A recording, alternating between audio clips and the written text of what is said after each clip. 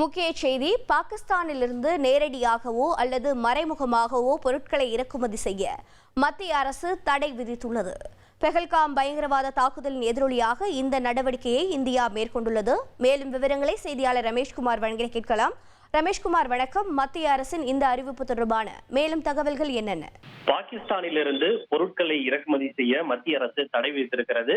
பாகிஸ்தானிலிருந்து நேரடியாக உற்பத்தி செய்யப்படுகின்ற பொருளையோ அல்லது அங்கிருந்து ஏற்றுமதி செய்யப்படுகின்ற பொருளையோ இறக்குமதி செய்ய மத்திய அரசு இந்த தடையை விதித்திருக்கிறது.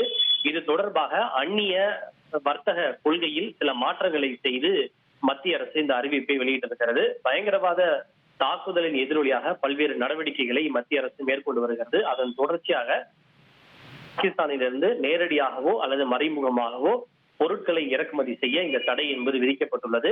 இந்த தடை உடனடியாக அமலுக்கு வருவதாகவும் அடுத்த உத்தரவு வரும் வரை இது நடைமுறையில் இருக்கும் எனவும் தெரிவிக்கப்பட்டிருக்கிறது. தேசிய பாதுகாப்பு நலனை கருத்தில் கொண்டும் பொது கொள்கையின் அடிப்படையிலும் இந்த முடிவு எடுக்கப்பட்டிருப்பதாகவும், இதில் வேறு ஏதேனும் ஒரு பொருட்களுக்கு விலக்கு அளிக்கப்படுவதாக இருந்தால் அது இந்திய அரசினுடைய உரிய அனுமதிக்கு பிறகே அந்த பொருட்களுடைய இறக்குமதிக்கு விலக்கு அளிக்கப்படும் எனவும் மத்திய அரசு தெரிவித்திருக்கிறது.